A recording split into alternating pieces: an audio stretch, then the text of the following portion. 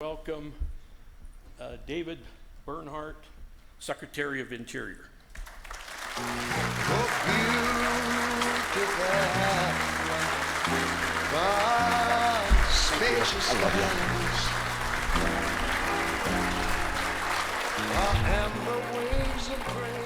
Well, good morning. Can you all hear me? I'm a little deaf and I'm on. Well, first off, Gene, thanks for that great introduction. I really appreciate the chance to visit with you all today. It is a tremendous honor to serve in the Trump administration, and it's a tremendous honor to serve as the Secretary of the Interior. Frankly, it's also great to be back in Colorado to discuss my experience as a member of the Trump administration and describe the work that we're doing at the department to better serve the American people. Now, I grew up, as Gene said, only a couple of hours from here, outside of the town of Rifle. Has anybody been to Rifle? Oh, wow, well, that never happens. Rifle, like Steamboat, is largely surrounded by lands that are managed by either the Forest Service or the Bureau of Land Management. And I grew up playing, hunting, and fishing on those lands. And that instilled in me at a young age the importance of public access and protecting the natural beauty of those landscapes. But the reality is that the culture, the history, and the economies of rural communities along the western slope and throughout the West depend on both the development and use of those natural resources, as well as the conservation and recreation associated with them. The truth is that I love this area, and in fact, the last time I was here, I was just outside of town on an elk hunt on election night in 2016. And about 9 p.m., I realized that I was going to be required to attend a meeting regarding the presidential transition the next day. So I hot-footed it out of here, and that was actually the last time I was in Steamboat. Now, I can assure you that as I drove from Steamboat to Denver that night, I began to put my thoughts together on what the transition and implementation plan might look like for the Department of the Interior. And I really was struggling with one simple question. And that question was the president going to keep the promises that he had made to the American people? And here's why. Because during the campaign, the president was extraordinarily clear and detailed on what he said he would do for the American people as it related to the Department of the Interior.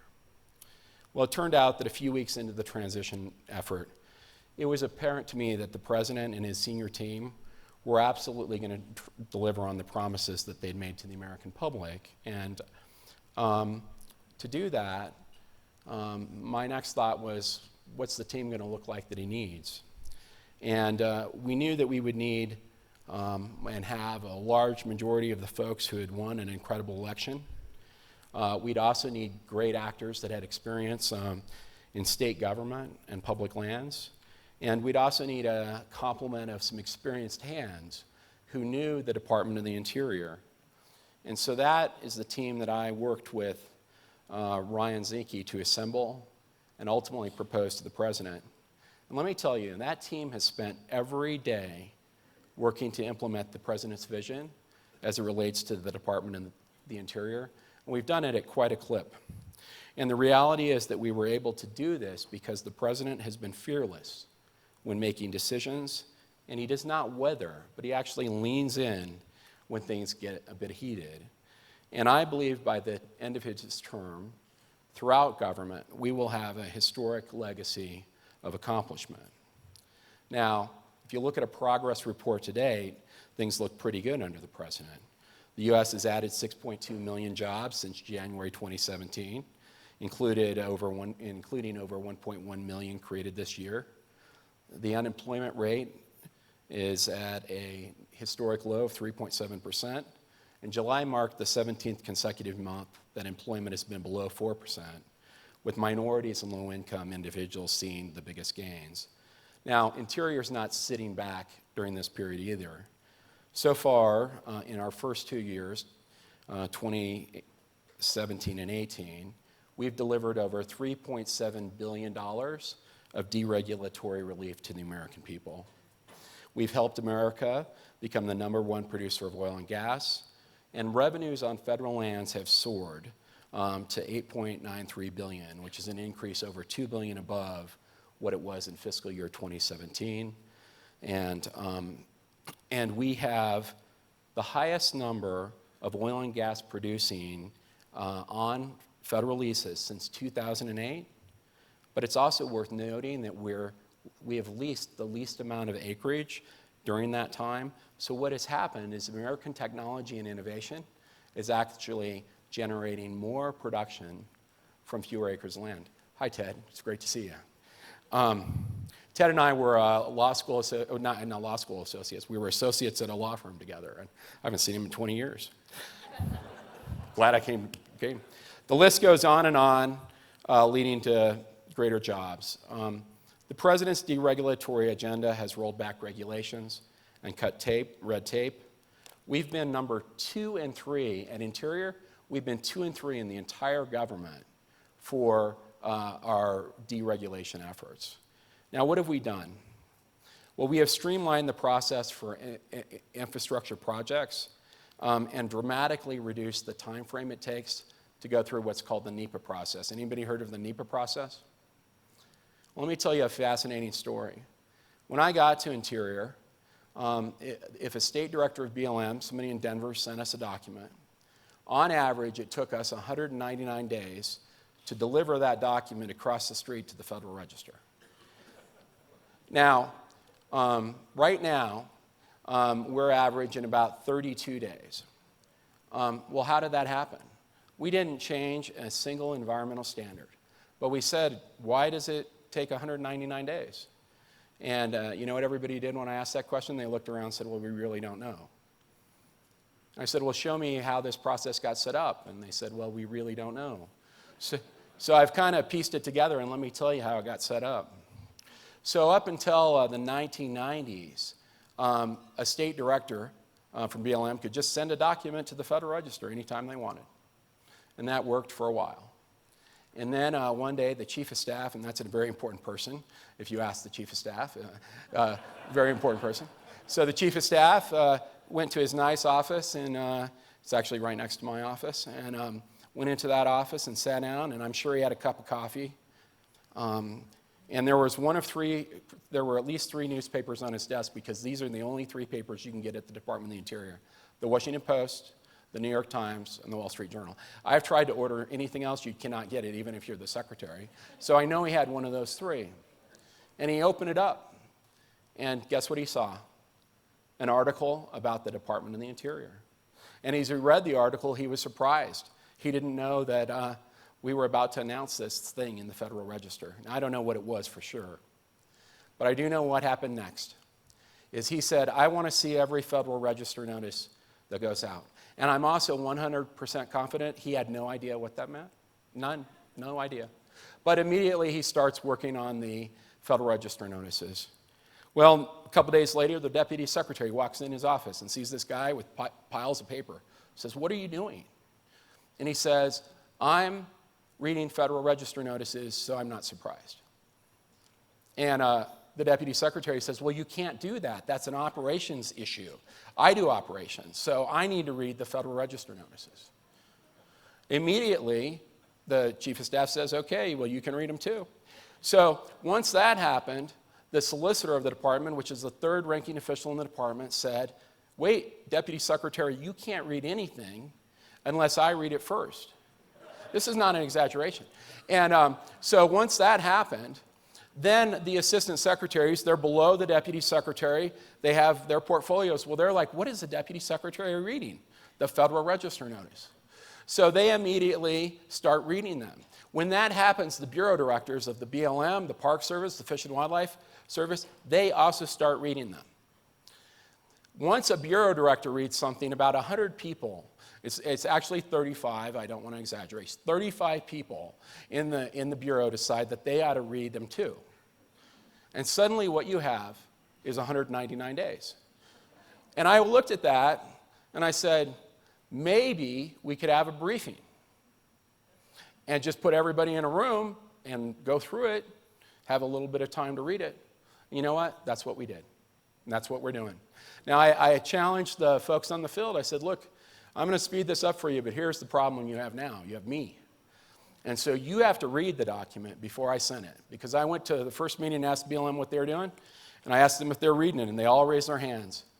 And then I said, well, I've read it, so I have some questions, and their hands went back down. So I engaged in a series of meetings where I'd read these dang things, and they're dense. I'd cut the pages out I wanted because they were duplicative, and I realized that they could be about a third of the size they actually were if you got rid of that. So now we have streamlined documents that take a lot less time. That's just one simple example of what we're doing at the Department of the Interior. And to give you another example, a couple weeks ago, well, actually, it's been 30-some days ago, I sent a letter to Congress. I said, I have a plan. And my plan is that we move folks and capabilities from Washington, D.C. to the West to reorganize and realign and strengthen the Bureau of Land Management. Now, why did I think about doing that? Well, first off, you have some folks like Corey Gardner and others who've been talking about this issue for years, Jerry Polis, Mike Bennett. And so they've been talking about it. They talked to Secretary Zinke about it. He was very excited about it. But I had a different problem. My lease was about to expire.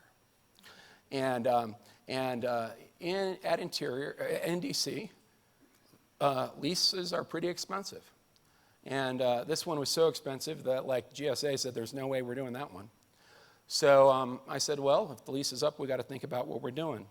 It also turns out that when we have people in D.C., we pay them additional money. It's called locality pay to try and keep them in some degree of parity with the rest of the government. Really doesn't work that well. But we do that. And I said, why don't we do this? We need to get resources to the ground. The front lines and our operation folks are struggling. Our state directors need more resources. So let's ask two simple questions. First off, do we need this particular job? And if we do, great. If we don't, maybe we ought to think about that. Two, if we need this particular job, where's the best place in the world for it to be done? And asking those questions led to some really interesting things. For example, we have, some of you from the West may know this, we have a serious challenge with wild horses and burros. Anybody familiar with that issue? There we go, a few people. Well, would you want to take a guess of where the wild horse and burro leadership is? Actually, the leadership is in Washington. There aren't very many wild horses or burros there. So a question might be, well, maybe they should be somewhere else. We have a wonderful training center in Arizona. You know where our top training folks were? Washington, D.C. Most of our mining is done in Nevada and in Arizona. But our top mining folks, we have operations folks in Nevada, but most of our mining policy folks were in D.C. And I'm like, we could create centers of excellence, solidify those areas, and so that's what we proposed to Congress. We said, this is what we intend to do. I didn't ask them. I said, this is what we're doing. They had 30 days to get back to me on it, and that 30 days has expired. So we'll be beginning the implementation phase of that. Turns out that we're going to house our headquarters in Grand Junction, and that's not insignificant. And I've gotten a lot of questions about that, so let me tell you a true story. For years, the Department of the Interior has struggled to recruit its top up-and-coming management to D.C.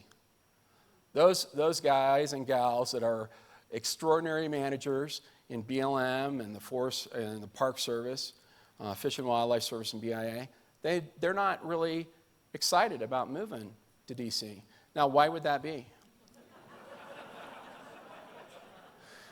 So beyond the obvious reasons, the reality is they're almost guaranteed that the square footage of their house is going to shrink dramatically. Their commute is going to expand. And I think we're going to see our best and brightest begging to get in there. So those are just two of the things that we're working on that I wanted to give you a little bit of perspective on, because I think we're setting a track record and a pace that is really unparalleled. And the reason that is because the president is clear on where he wants us to go. He doesn't vacillate on a daily basis, and we just get to shoot at our targets. And we are doing that, and I think America is going to be better served for it. So with that, I'll tell you thank you much, and I'll sit down here and have a conversation with Jillian.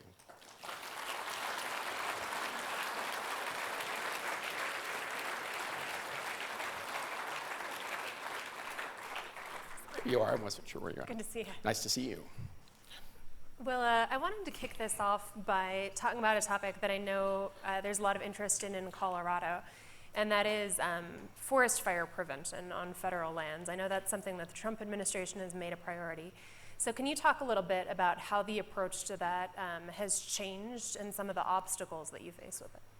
Well, the president has been pretty clear that he feels very strongly that we need to have active management of our forest and rangelands. And so he issued an executive order that gave us pretty clear direction on that.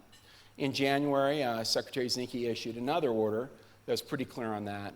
And in Interior, we have about 4,500 folks that are dedicated to firefighting in a regular fire season. And this year, we have about 2,500 different active management projects that we have going on throughout the year. We've also just announced and began analyzing under NEPA a proposal for 11,000 miles of fire breaks. And so we have received the message of the president very clear. We're moving at a very good clip, and I think we will have treated this year at least 1.2 million acres. Wow, that's incredible.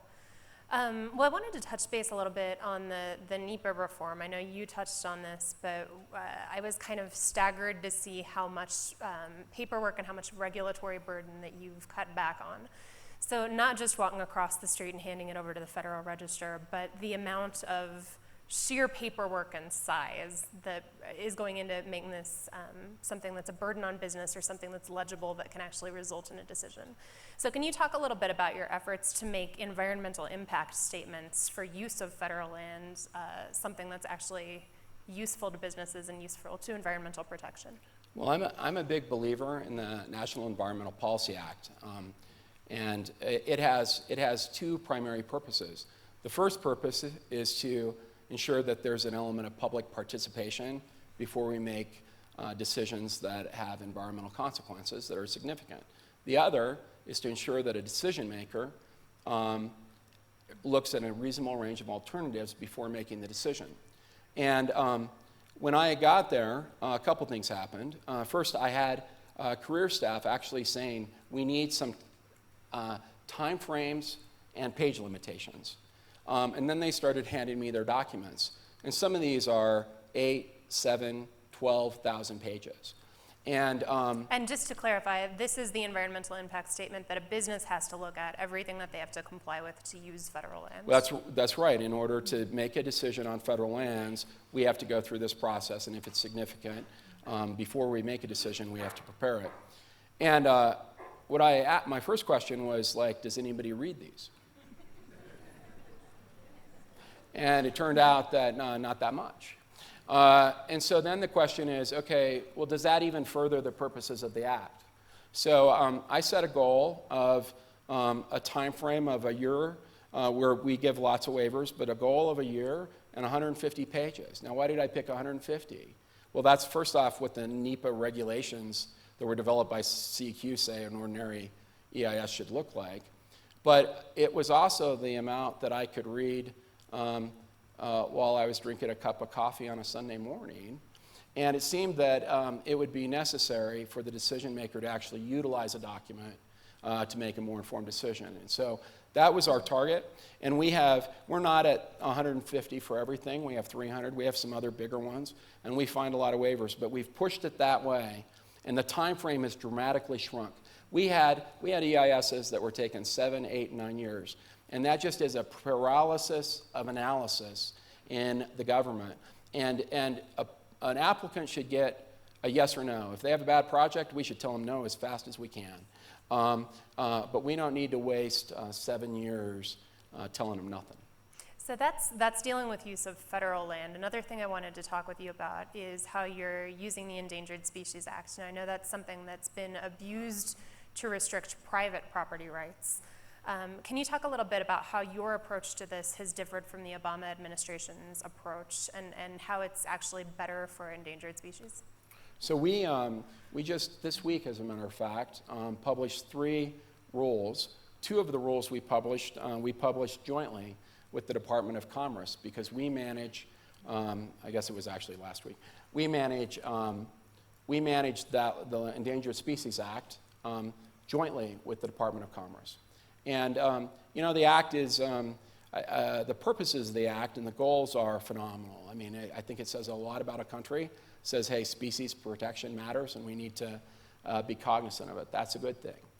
At the same time, the implementation of the act, we believed that there were a number of places where it was unnecessarily conflict-driven and not really focused on the efforts that would optimize conservation and protection of species. So one of the things we did, one of our rules, basically clarifies that if you're a threatened species, if you're designated to be a threatened species, that means you're likely to be in danger of extinction in the foreseeable future, but you're not there yet in terms of in danger of extinction, we could tailor the regulation to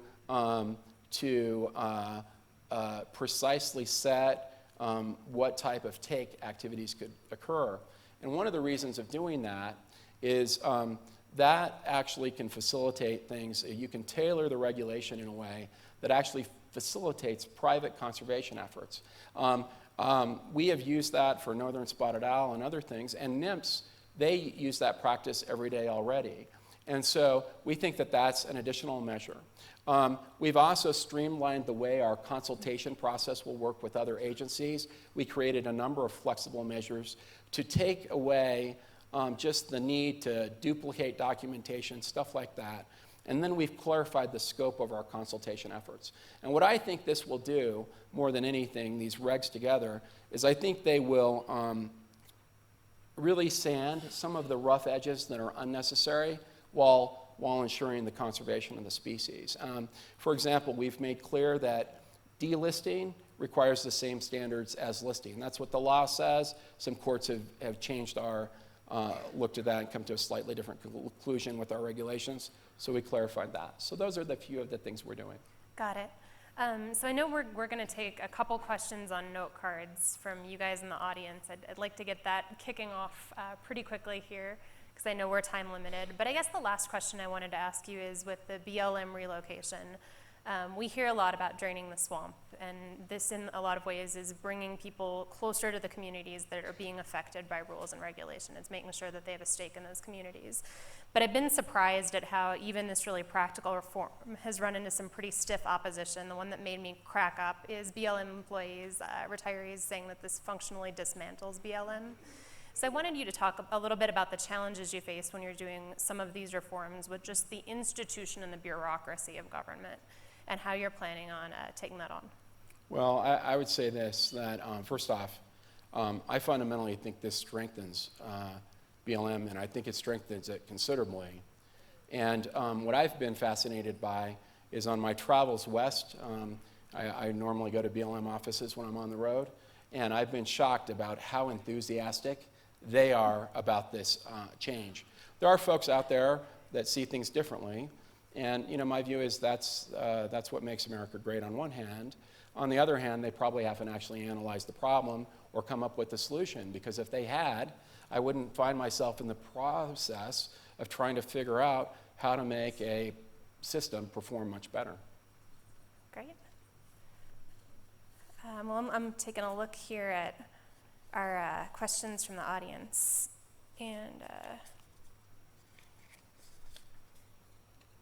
a lot of interest on Greenland.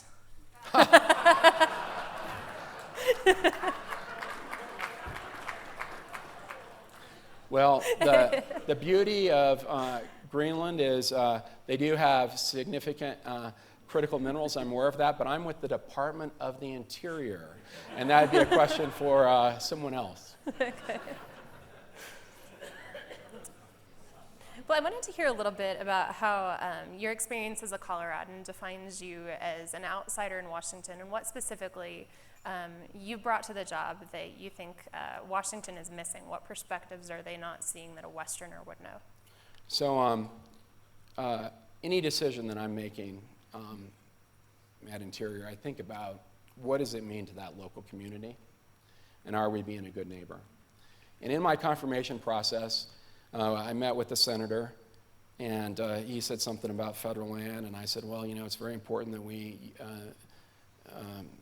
understand that certain land is used for multiple use, certain land is used for our parks, and we follow whatever law you want, but, you know, different uses for different purposes. And he said to me, well, there aren't that many people out there. And I was sort of offended by that. So he didn't vote for me. But that's the truth. You know, it's very easy to be 2,500 miles away and make a decision about a piece of land that you know nothing about. I think it's very useful. Growing up in Rifle, living through the oil shale boom and bust, living through its ultimate revitalization, I think that adds a lot to ensuring that decisions are sound. I'm reluctant to initiate radical new programs without a really good sense that I understand the pathway and the consequences of that to the existing community. That's important to me. Got it. So another question that I'm seeing come up pretty repeatedly in these audience solicitations is they're curious about how you balance the role as somebody that's concerned about the environment, concerned about good stewardship, and also concerned about making the most economically of this incredible resource of federal lands. So can you just kind of explain your thinking on that? Well, my thinking on that is pretty easy. Congress has worked very hard over 150 years to clarify those types of things. So, we manage our national parks differently than we manage our Bureau of Land Management lands. We manage our wilderness areas differently than we manage areas that are not wilderness. We manage our fish and wildlife refuges differently. Congress sets ultimately the management paradigm, and I must operate in a reasonable way within the paradigm that they give me, and that's our job. Great. Again, I want to bring up the wildlife issue again, because that's something that there's clearly a lot of interest in this room about. So one question that I'm getting often is what's been done specifically and what can be done regarding the incredible amount of dead trees in federally owned lands, specifically here in Colorado? Well, the one real challenge is getting in there early enough, right? If you wait too long, those are ultimately uneconomic opportunities. The Forest Service, which is most of the area out here that has trees like that, the Forest Service is working on doing some of the very NEPA reforms that we've done and looking at streamlining. But to do that, it needs to be, you have to have a planning process that's effective. You have to ensure that people have an adequate opportunity to participate in that, and it needs to be done in a time frame that the product is one that economically you can get out of the area. Otherwise, you're just going to have catastrophic fire. Great. Well, I know you're pressed for time, so we'll let you go, but I did have one last question for you. I got to go visit the Secretary in his office and interview him, and one of the cool things that I didn't know is that Department of Interior has all of this really cool art and other artifacts about interior lands, and my favorite was about probably 12 or 13-foot polar bear right outside your office, and I just wondered, does he have a name? His name's Dale. He has a Twitter account, And he's a fan of the Cabs. So. Well, thank you so much. All right, bye-bye. Thank you, guys. Pleasure. Thanks. That's fine. Great.